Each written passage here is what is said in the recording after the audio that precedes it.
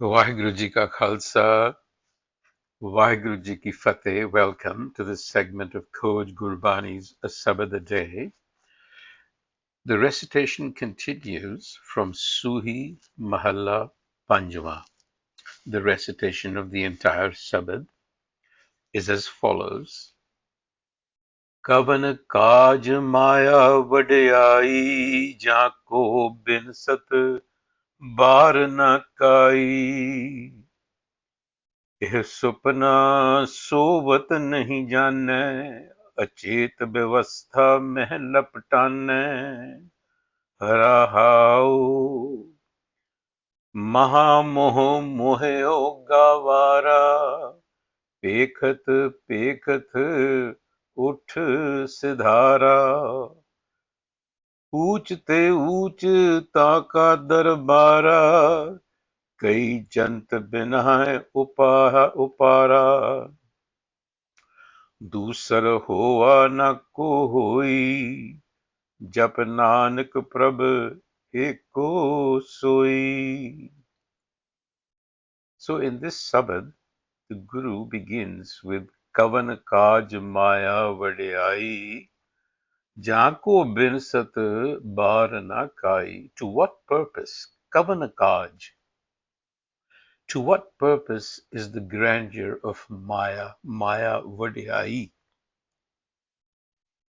Because this grandeur takes no time to perish. Jako binsat barna kai. So to what purpose? Now, traditional renderings of this passage tend to read Kavan Kaaj Maia Vadiaie as a dismissal of sorts. What use is the grandeur of Maya? None. That's how traditional readings of this verse have been done. So what one hears is a denunciation of a world that is implied to be worthless. So impermanence becomes grounds for dismissal. Because the world perishes, it is not worth our regard. This is the frame in which traditional renderings have been read. But in my estimation, the grammar does not really require that we read it that way. Kavan Kaaj is really a genuine interrogative. To what purpose? What is the point? And the second line names the perishing of the world not as a verdict, but as a puzzle. To what purpose is this grandeur that even now vanishes without the slightest delay? So it's a very fundamental question. It's a real inquiry rather than a reproach. The verse is not scolding anybody or anything. It's asking the question, why? Or what is the purpose of a world that perishes, that passes? In the central reflection, in the Rahao, the Guru says, and this gives us a hint, Eho supana sovat nahi jaane, achet vyavastha mein laptane. This is akin to a dream. Eho supana, this world is like a dream. And the one who is asleep does not know, nahi jaane. Achet vyavastha, in an unconscious, unreflective state, laptana, one remains entangled. So, eh sapana, it is reaching back to Maya Vadiaie. This worldly grandeur is a dream. But the claim that this is a dream is not to call it worthless. All that the Guru is saying is that a dream is happening. It is unfolding within hukam, held in the divine ordering. Therefore, it is real while it lasts. So it is answering the opening question. To what purpose this bewitching impermanence? So the Guru here is naming its true structure. The Guru is saying it is dreamlike. We arise, we watch, we depart. The trouble is that Sovat nahi janne, the one who is asleep, the one who is in it, does not know the structure that they are living in. So we, the ego, does not know the structure that we are living in. That's the central diagnosis in the Rahau. This is a diagnosis of perception, not of the world itself. We are in an unawakened, unreflective state. Just as the sleeper were to take the dream to be absolute reality while you're dreaming, the mind also is caught in this particular structure where it treats passing forms as ultimate or permanent. And that is the error. That is what causes laptana, entanglement. That's really describing the structure. So this bewitching world is structured like a dream. And what does it do? Mahamoh mohyo gavara pekat pekat utth siddhara. Mahamoh. It is like a delusion. It is an attachment. It beguiles you. It captivates you. Who? It captivates the witless fool, Gavara. One who doesn't have his wits about him is a fool, is a Gavar. Pekat pekat. And what does the Gavar do? Just keeps gazing. And in the midst of its gazing is gone. Uttasadara. So the unawakened mind is now personified as Gavar, the dull one. And it is precisely his dullness that is the problem, not the fact that he looks at the world at all. The fault is not in the looking, in the seeing, engaging, even delighting in the play of forms, for the dream is real while it lasts and worth its attention.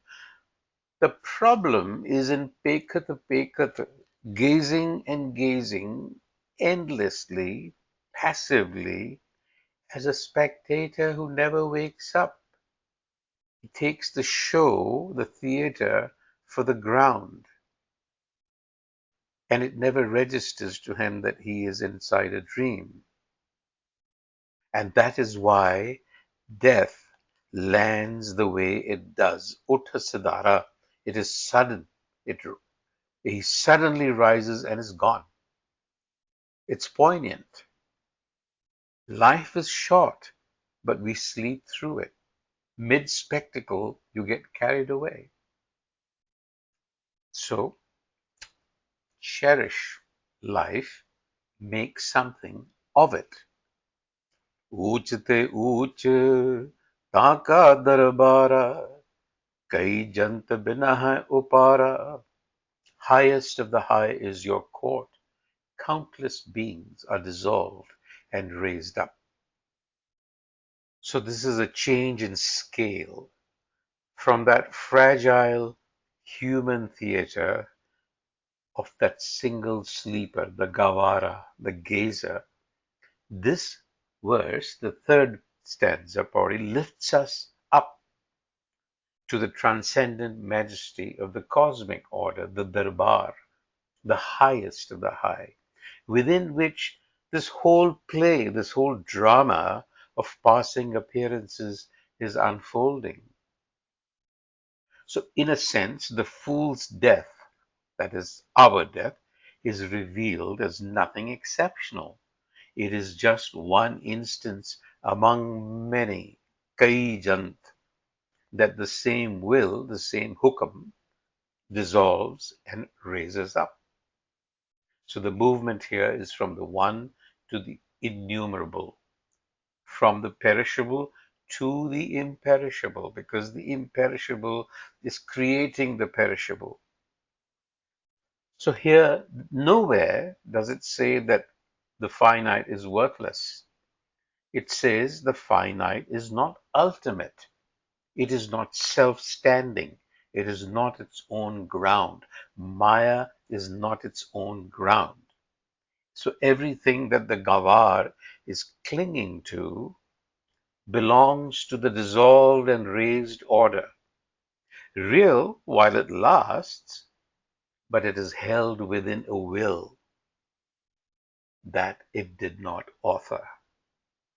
So what is being shattered here is not the value of the world, but the ego's illusion of centrality and permanence. The sleeper's conviction that his little theater is the whole of reality, and that this sleeper stands at the fixed center. When you view this from the height of the court, the individual tragedy of mid-spectacle becomes routine, cosmic renewal. Beings perish and are raised without pause, and the dreamer is but one small held moment within that vast unbroken ordering. So the perishing is also not annihilation into nothing. They are dissolved and raised up. So worldly glory, the grandeur of Maya, is not being held in any kind of contempt. It is being restored to its true proportion. It is precious, it is brief, but it is non-ultimate. दूसर हुआ न को होई जप नानक प्रभ एको सोई. The conclusion. There never was another, a second. दूसर हुआ, nor shall there ever be. Na ko hoi. O Nanak, realize the Prabh, Jap Nanak Prabh Eko Soy, who alone is real. So there is no rival power, there is no second reality, there is no independent authority standing outside the one. But forms are not nothing. They're real while they last, dissolved and raised within the one will. So we cannot deny the existence of Maya, but we can deny its ultimacy. You see, it is not ultimate. And the directive with which the Sabad closes is Jap. Japananik. Realize that Ikonkar is being and becoming at the same time. Ikonkar binds two poles into one. Ik, the bare numerical one, absolute self-identical unity, and Oankar, the one as primal utterance, creative sounding forth by which unity expresses itself as world. So it is just not one full stop, it is one that expresses unity. Vaheguru Ji ka Khalsa, Vaheguru Ji ki Fateh.